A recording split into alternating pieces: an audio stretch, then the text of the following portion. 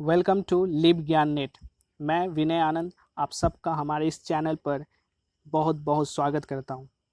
दोस्तों, मैं आज आपके लिए रिसर्च एप्टीट्यूड के कुछ मोस्ट इम्पॉर्टेंट ऑब्जेक्टिव क्वेश्चंस के एक सीरीज़ को लेकर आया हूं और ये उस सीरीज़ का पहला पार्ट है। एंड बिलीव मी, ये सीरीज़ आपके एग्ज़ाम के पॉइंट ऑफ व्यू से काफ़ी हेल्पफुल रहेगा।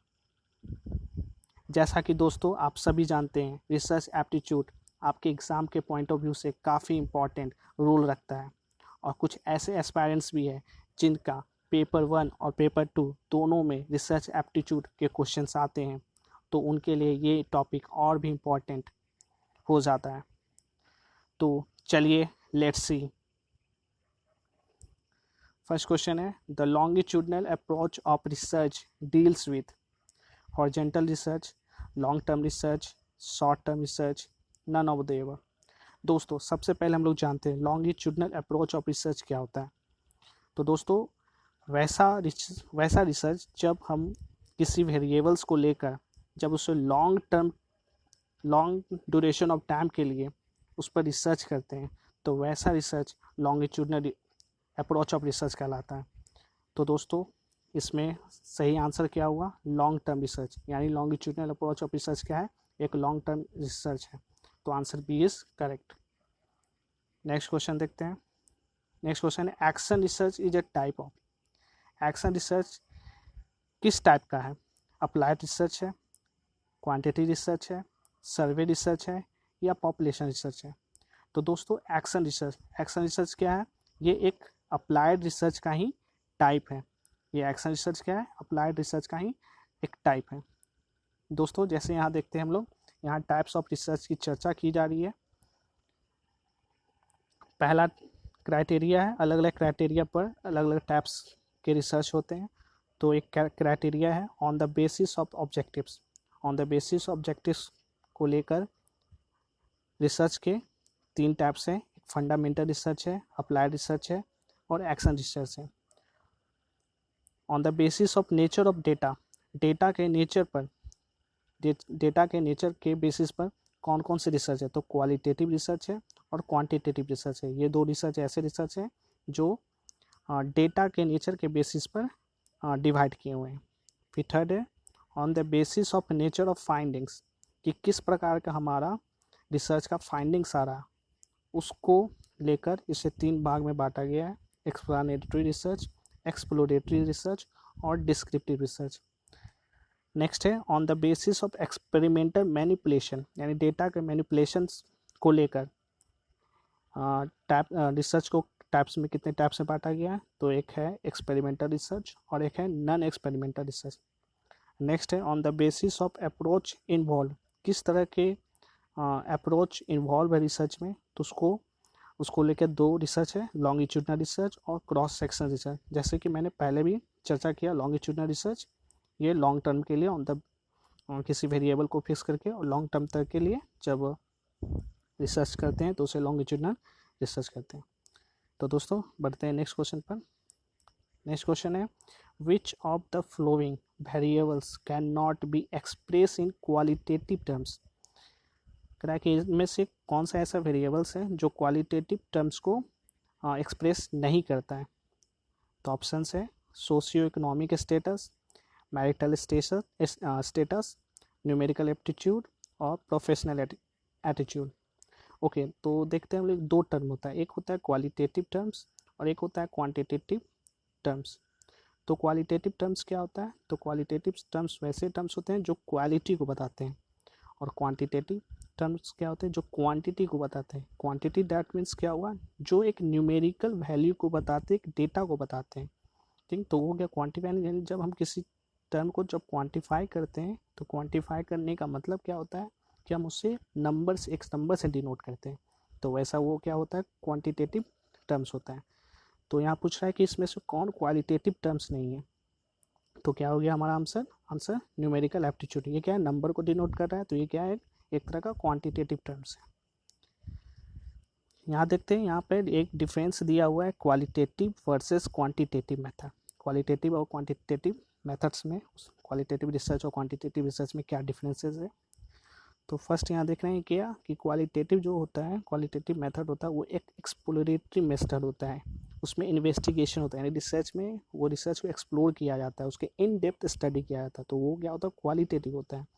जबकि क्वांटिटेटिव क्या होता है, उसमें एक कंक्लूजन निकाला जाता है, क्योंकि एक नंबर बेस्ड होता है तो नंबर्स को नंबर के अकॉर्डिंग एक कंक्लूजन निकाला जाता है, एक ये डेफिनिट होता है, नंबर चूँकि नंबर है तो नंबर ये क्या होता है डेफिनिट होता है एंड प्रिडिक्टिव होता है। फिर इसके रिसर्च डिज़ाइन कैसे होते हैं, तो इसके रिसर्च डिज़ाइन क्या है, तो ये लूजली स्ट्रक्चर्ड होता है, क्योंकि क्वालिटेटिव है तो इसमें एक कोई खास स्ट्रक्चर रिसर्च में नहीं होता है। जबकि ये क्वांटिटेटिव है, नंबर बेस्ड है, तो ये क्या होता है एक स्ट्रक्चर्ड होता है, यानी एक पैटर्न के आधार पर ये बढ़ता है, और ये क्या होता है कंट्रोल कंडीशंस होता है। फिर ये सैम्पलिंग प्लान, ये इसका प्लान कैसे बनाया जाता है, कैसे सैम्पल्स लेते हैं, तो इसमें जो सैम्पल लिया है तो वो स्मॉल सैम्पल लिया जाता है। चूँकि ये क्वालिटेटिव है तो क्वालिटेटिव में अगर ज़्यादा बड़ा सैम्पल हो जाएगा, ज़्यादा बड़ा सैम्पल हो तो वो क्या हो, उसमें एरर की संभावनाएं बढ़ जाएंगी, क्योंकि इसमें क्वालिटी को बताना है, तो ये जितना छोटा सैम्पल्स होगा वो उतना ही ज़्यादा क्वालिटेटिव होगा। और चूँकि क्वांटिटेटिव है तो क्वांटिटेटिव में जितना ज़्यादा बड़ा सैम्पल होगा, चूँकि ये नंबर बेस्ड है तो जितना ज़्यादा बड़ा आपका सैम्पल होगा उतना बड़ा उस सैम्पल से जो रिज़ल्ट आएगा वो उतना ही ज़्यादा ऑथेंटिक होगा। तो इसलिए ये क्वांटिटेटिव बेस्ड है, तो क्वांटिटेटिव बेस्ड में लार्ज सैम्पल्स को लेते हैं।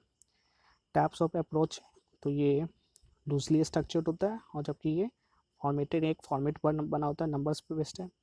डेटा एनालिसिस क्या होता है, ये टेक्सचुअल होता है, नॉन स्टैटिस्टिकल होता है, यानी इसमें टेक्स्ट में लिखा जाता है, यानी लिखा होता है, इसमें स्टैटिक्स नहीं होता है, नंबर्स नहीं होता है। जबकि क्वांटिटेटिव में स्टैटिक्स होता है, नंबर होता है जो कि ऑथेंटिकेट करता है। इसमें स्टडी ऑफ डिलीवरेबल्स कैसे होते हैं, तो ये एक्सप्लेनेटरी होते हैं, एक्सप्लेन करते हैं, सपोर्टिव होते हैं, और ये क्वांटिटेटिव क्या होते हैं कंक्लूसिव होते हैं और एक्शन ओरिएंटेड होते हैं। तो चलते हैं नेक्स्ट क्वेश्चन पर। नेक्स्ट क्वेश्चन है क्वेश्चनायर इज अ, क्वेश्चनायर क्या है, ये क्या एक रिसर्च मेथड है, ये एक मेजरमेंट टेक्निक है, ये टूल्स फॉर डेटा कलेक्शन है, या ये डेटा एनालिसिस टेक्निक है। तो क्वेश्चनायर क्या होता है, तो क्वेश्चनायर होता है ये list of questions, list of questions होते हैं जो कि क्या करते हैं डेटा को कलेक्ट करने में मदद करते हैं, यानी ये क्या होते हैं टूल्स फॉर डेटा कलेक्शन होते हैं। आइए जानते हैं कुछ। तो क्वेश्चनर सर्व्स फोर फंक्शन ये सर्व करता है। पहला तो है enable data collection from the respondents, जो हमारे रिस्पोंडेंट होते हैं उनसे डेटा कलेक्शन करने में ये मदद करता है। दूसरा काम क्या है, ये lends a structure to interview, जो हम इंटरव्यू करते हैं, जो क्वेश्चंस बनाते हैं, वो क्वेश्चन बनाने के बाद जो इंटरव्यू करते हैं वो उसको एक स्ट्रक्चर प्रदान करता है। थर्ड क्या है, provides a standard means of writing down answer, एक स्टैंडर्डिटी होती है आंसर को राइट डाउन करने में। नेक्स्ट है help in processing the collected data, जो भी कलेक्ट किए हैं डाटा को कलेक्ट किए हैं उसको प्रोसेस करने में मदद करता है, यानी क्वेश्चन है, क्वेश्चन को एक ऐसे अरेंज करना है कि उससे हमको एक डेटा भी कलेक्शन हो जाए, उससे एक अच्छा इंटरव्यू भी हम लोग कर लें, उससे जो आंसर मिले वो भी हम लोग एक स्टैंडर्ड वे में लिख सकें, और एक जो उससे जो डेटा कलेक्ट होगा उसको प्रोसेस करने में भी जो हेल्प करे, तो वो क्या कहलाता है क्वेश्चनर कहलाता है।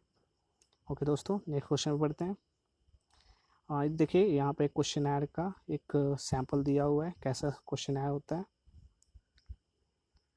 Okay next question, conference proceedings are considered as documents, conference proceedings किस तरह के डॉक्यूमेंट्स होते हैं, क्या ये कन्वेंशनल होते हैं, प्राइमरी होते हैं, सेकेंडरी होते हैं, टर्शियरी होते हैं। तो दोस्तों डॉक्यूमेंट्री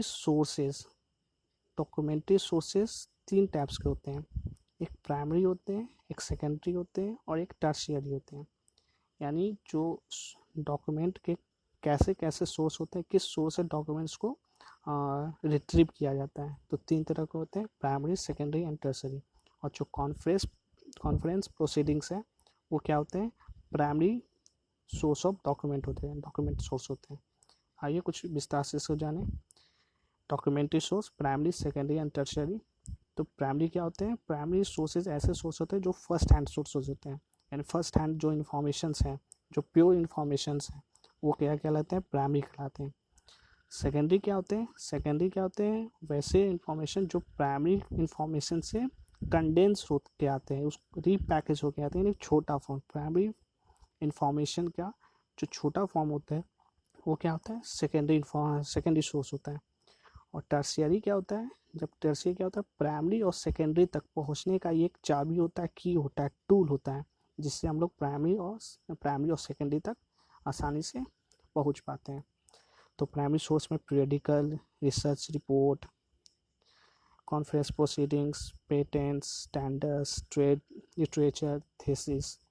सेकेंडरी में indexing services, abstracting, review of progress, reference work, treatise, monograph, text books.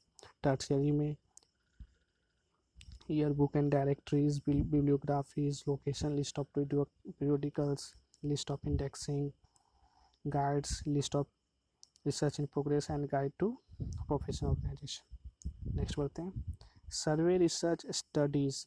Service research में स्टडीज़ किया जाता है, सर्कमस्टांसेस का स्टडीज़ किया जाता है, इवेंट्स का किया जाता है, पॉपुलेशंस का किया जाता है, या प्रोसेस का किया जाता है। तो चूँकि क्या है ये सर्वे है, तो सर्वे हम लोग कहाँ करेंगे, तो सर्वे हम लोग पॉपुलेशन में जाके करेंगे, यानी right answer is population. Next, ये बहुत इंपॉर्टेंट क्वेश्चन है, reasoning where we start with certain particular statements and conclude with universal statements is called deductive reasoning, inductive reasoning, abnormal reasoning, या ट्रांसेंडेंटल रीजनिंग। तो दोस्तों ये क्या होता है, दो तरह का रीजनिंग होता है, एक होता है इंडक्टिव और एक होता है डिडक्टिव।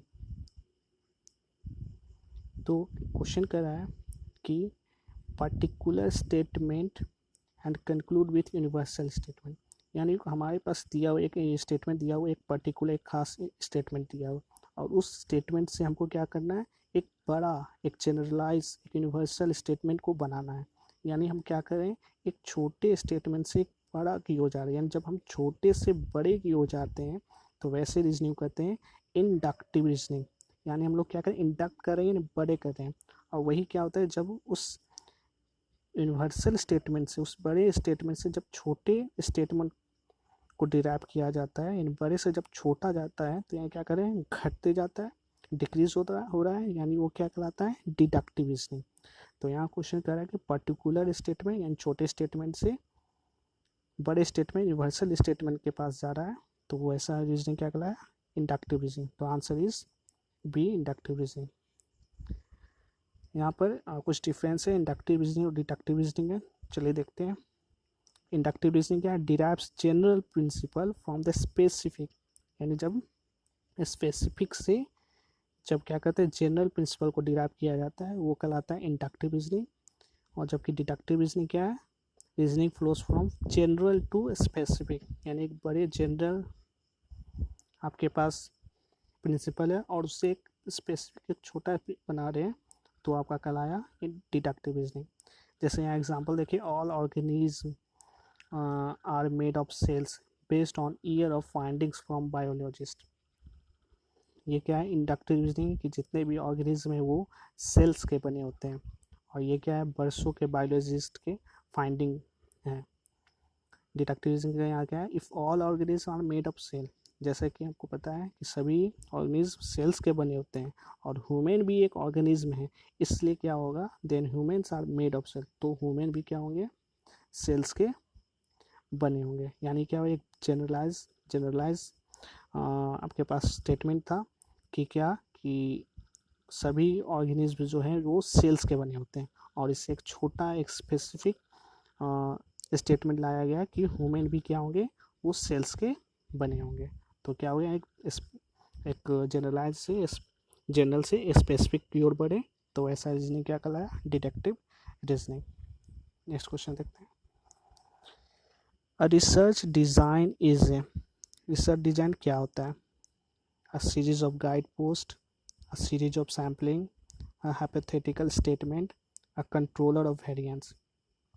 दोस्तों रिसर्च डिज़ाइन क्या होता है, तो ये क्या होता है, रिसर्च डिज़ाइन एक तरह का प्लान होता है। जब हम रिसर्च करते हैं तो रिसर्च करते हैं, एक तरह का प्लान होता है, वो प्लान हमको क्या करता है, एक गाइड करता है कि हम हमारा जो रिसर्च है वो किस तरह वो जाएगा, किस तरफ वो जाएगा।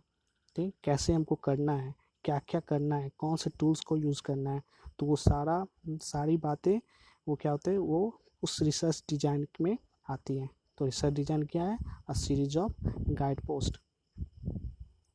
दोस्तों देखते हैं, जैसे कि मैंने बताया, research design is a plan, ये एक तरह का प्लान है for the collection and the analysis of data. Data को कलेक्ट करने के लिए, उसको एनालाइज करने का एक तरह का प्लान है। It presents a series of guideposts to enable the researcher to progress in the right direction in order to achieve the goal.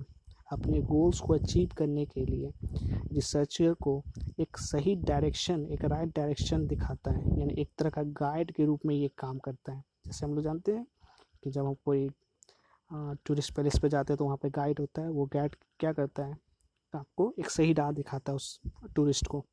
तो उस तरह से एक रिसर्च डिज़ाइन भी एक गाइड की तरह काम करता है। नेक्स्ट क्वेश्चन देखते हैं।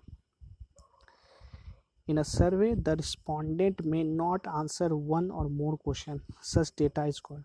कह रहे कि जब सर्वे करते हैं उसमें जो रिस्पोंडेंट होता है, जो सामने वाला रिस्पोंडेंट होता है, अगर वो एक या एक से कोई क्वेश्चन, एक या एक से ज़्यादा क्वेश्चन को वो आंसर नहीं करता, तो उस तरह के जो डेटा, यानी जो क्या हो गया, वो डेटा मिस हो गया, खाली हो गया, तो उस तरह के डेटा को क्या कहते हैं? तो missing data, nominal data, ordinal data या रेशियो डेटा, तो उस तरह के डेटा को क्या कहते हैं? Missing data. चूँकि वो क्या हो गया, खाली छूट गया, तो इसलिए वो हो गया मिसिंग डेटा। नेक्स्ट क्वेश्चन आते हैं, ये क्वेश्चन लास्ट क्वेश्चन है, देखते हैं। When the population is heterogeneous which of the flowing method give better result. कहा कि जब हमारे पास जो पॉपुलेशन है वो अगर हेट्रोजीनस है, तो कौन सा सैम्पलिंग का जो मेथड है वो आपके लिए बेटर रिजल्ट देगा?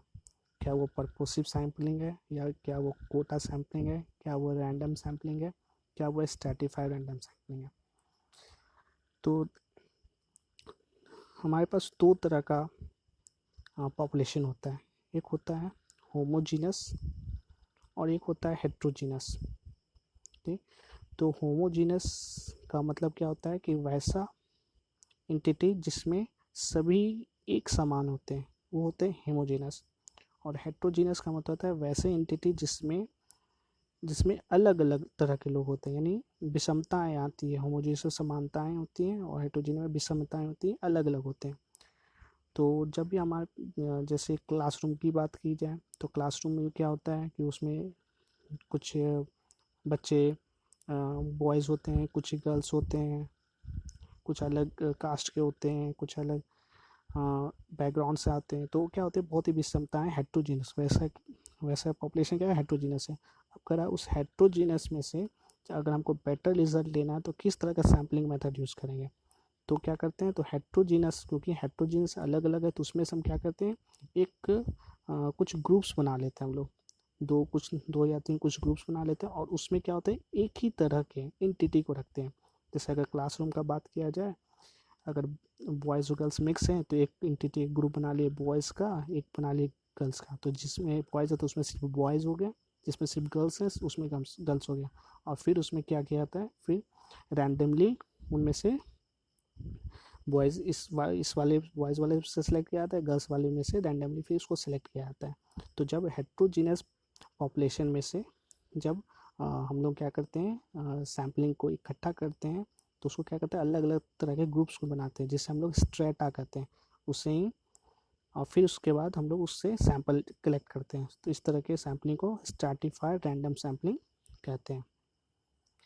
देखिए, जैसे मैंने बताया, stratified sampling is a probability sampling. ये प्रोबेबिलिटी सैम्पलिंग टेक्निक है where the researcher divide the entire population, सारे पॉपुलेशन को क्या करते हैं, डिफरेंट सब ग्रुप्स में या स्ट्राटा में डिवाइड कर सकते हैं।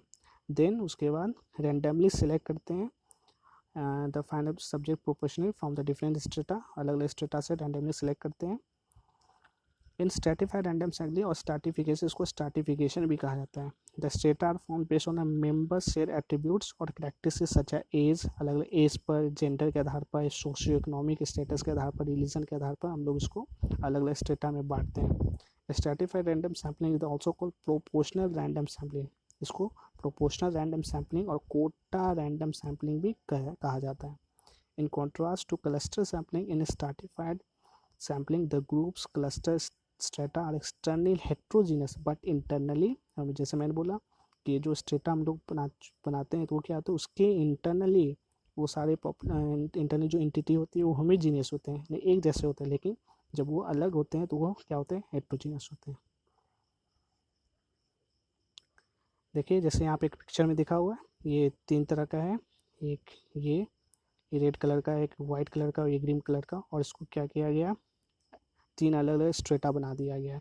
एक में एक तरह के लोग, दूसरे में दूसरे तरह के लोग, तीसरे में तीसरे तरह के लोग, तो क्या हो गया, और इसमें से जब रैंडमली सैंपल कलेक्ट किया जाएगा तो उससे क्या किया जाएगा, स्ट्रैटिफाइड रैंडम सैम्पलिंग।